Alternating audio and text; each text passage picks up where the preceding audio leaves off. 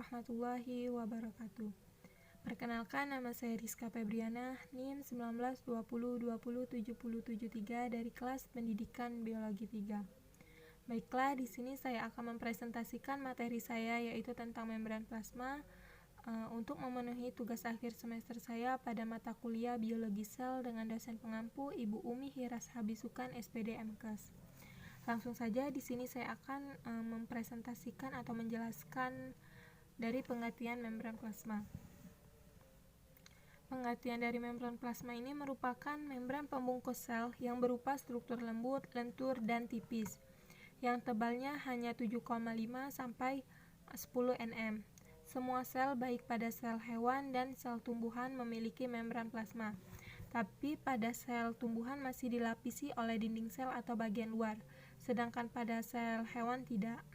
Membran plasma atau plasmalema atau juga dikenal sebagai membran sel ini, hal ini dikarenakan keberadaan dan peranannya sebagai pemisah antara cairan ekstraseluler dan intraseluler, pelindung cairan intraseluler dan organel-organel dalam sel serta transportasi berbagai molekul yaitu makromolekul dan mikromolekul.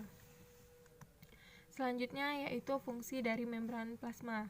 Membran plasma ini memiliki fungsi sebagai barier semipermeabel yang memungkinkan molekul ukuran kecil dapat keluar masuk ke dalam sel. Hasil pengamatan mikroskop elektron membran plasma ini merupakan lipid bilayer yang disebut sebagai model mosaik cair atau fluid mosaik model. Pada molekul penyusun utama membran plasma ini merupakan fosfolipid yang terdiri dari bagian kepala yang polar atau bisa juga disebut sebagai hidrofilik, dan 2 ekor nonpolar atau juga bisa disebut sebagai hidrofobik. Fosfolipid ini tersusun atas bagian nonpolar yang membentuk daerah kepala bagian dalam dan luar membran. Dan ini merupakan struktur membran sel, bisa teman-teman lihat gambarnya. Selanjutnya yaitu menurut Dale ada beberapa teori tentang struktur dari membran sel, di antaranya yang pertama yaitu menurut Gortel dan Grendel pada tahun 1925 yang menyatakan bahwa membran berupa struktur yang membatasi sel, terdiri atas lipid yang mengandung gugus polar, gugus yang bersifat hidrofob. Bisa teman-teman lihat gambar struktur menurut Gortel dan Grendel. Yang kedua yaitu menurut Dawson dan Daniel pada tahun 1954 yang menyatakan bahwa membran ini merupakan struktur lipid bilayer yang disisipi dengan protein globular yang melintasi membran dan terdapat pula protein di permukaan luar dan dalam membran. Bisa teman-teman lihat gambar struktur membran plasma menurut Dawson dan Daniel.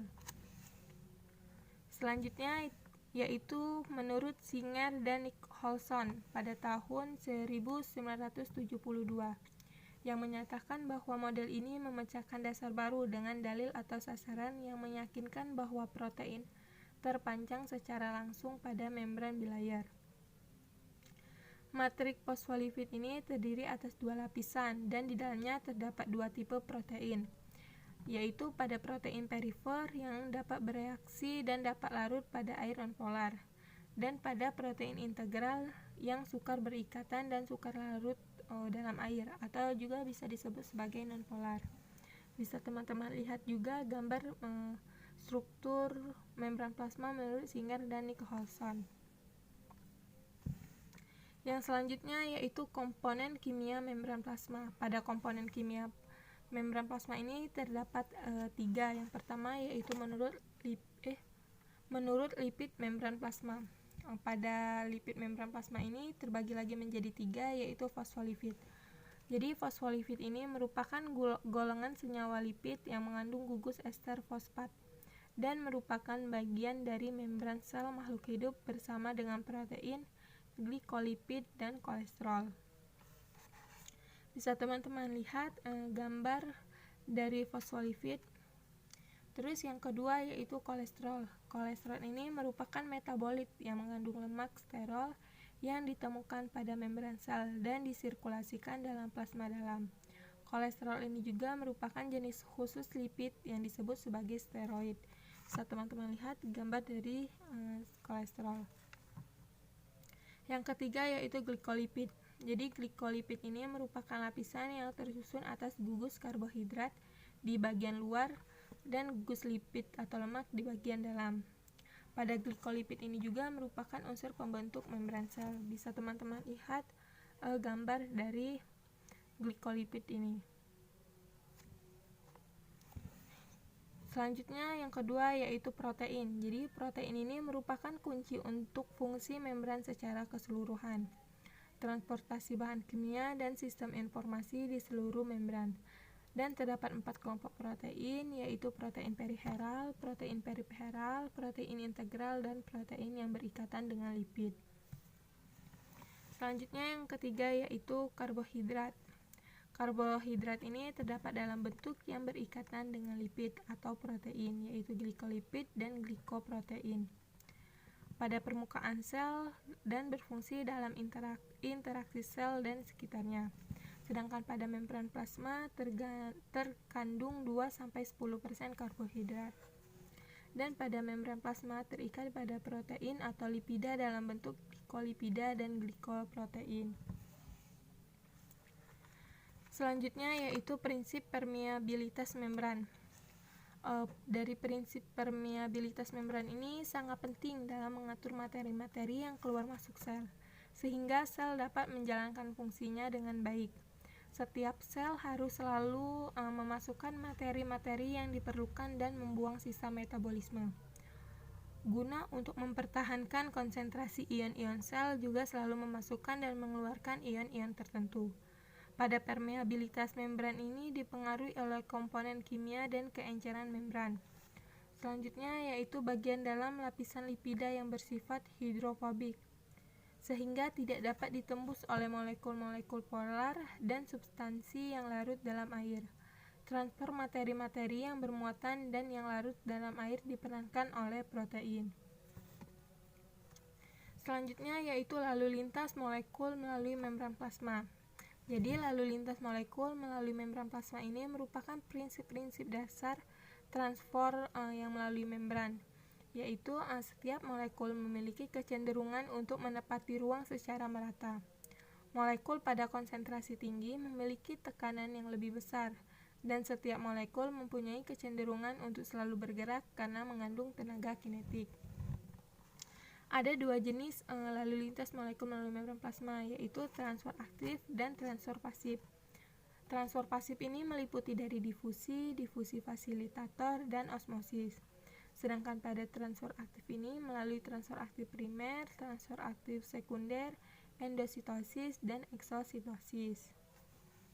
Selanjutnya yaitu saya akan menjelaskan transfer pasif atau spontan. Yang sudah saya sebutkan tadi bahwa transfer pasif ini terdiri dari 3. Yang pertama yaitu difusi.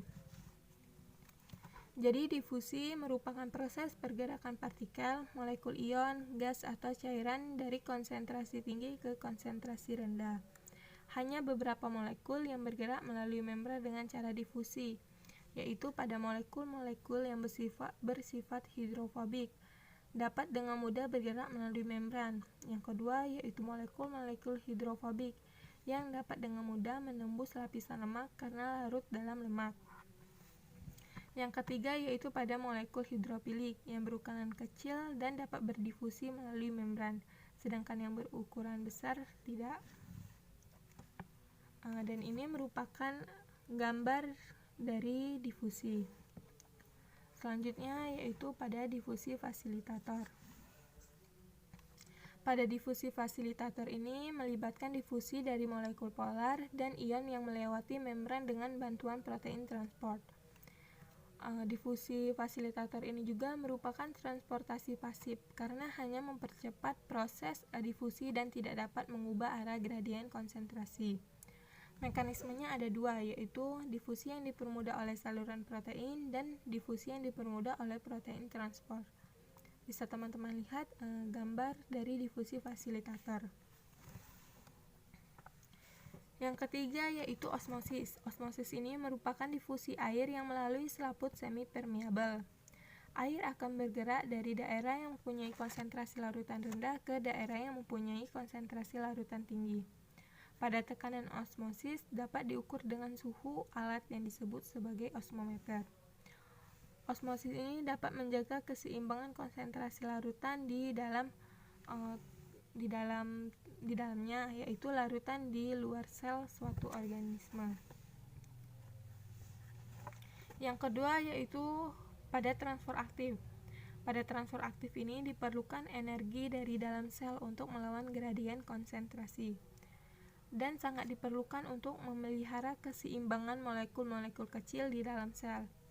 Berhenti jika didinginkan pada suhu 2-4 derajat Celcius dan terdapat racun atau kehabisan energi. Bisa teman-teman lihat juga gambar dari transfer aktif. Selanjutnya yaitu pada transfer aktif ini terdapat transfer aktif primer dan sekunder. Transfer aktif primer memerlukan energi dalam bentuk ATP, sedangkan transfer aktif sekunder merupakan transfer yang tergantung pada potensi membran. Transfer aktif primer ini dicontohkan pada keberadaan IOK+ dan Na+ dalam membran. Transfer aktif sekunder ini dicontohkan pada asam amino dan glukosa dengan molekul pengangkutannya berupa transfer aktif. Ini merupakan gambar yang sudah saya jelaskan tadi, bisa teman-teman lihat. Selanjutnya yaitu eksositosis. Eksositosis ini merupakan vesikula yang berisi makromolekul dari badan Golgi yang dipindahkan oleh sitoskeleton untuk bergabung dengan membran plasma. Kemudian pada vesikula ini menumpahkan isinya keluar sel. Selanjutnya eksotisosis yang dilakukan oleh sel-sel sekretori. Misalnya pada sel pankreas yang menyekresikan hormon insulin ke dalam darah, dan vesikula yang mengeluarkan karbohidrat untuk proses pembentukan dinding sel tumbuhan. Bisa teman-teman lihat gambar dari eksositosis dan endositosis.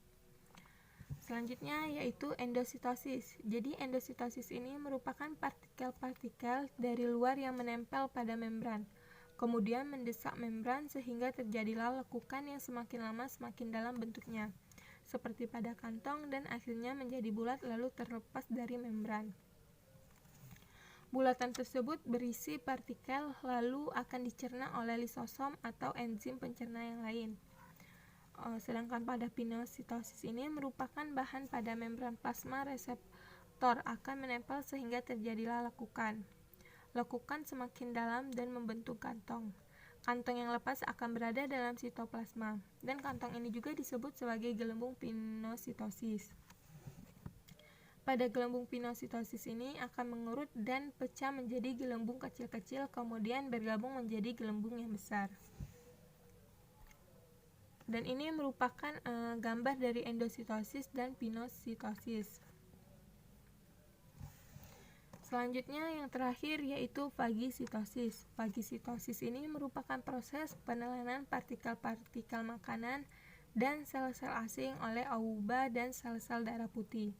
Pada makanan atau partikel lain akan menempel pada membran, lalu pada membran ini akan membentuk lekukan. Setelah itu membran akan menutup dan membentuk kantong, lalu kantong akan melepaskan diri. Baiklah, mungkin itu saja penjelasan saya mengenai membran plasma. Apabila terdapat kesalahan kata dan ucapan, saya mohon maaf. Kepada Allah saya mohon ampun. Akhirul kalam. Wabillahi taufiq wal hidayah. Wassalamualaikum warahmatullahi wabarakatuh.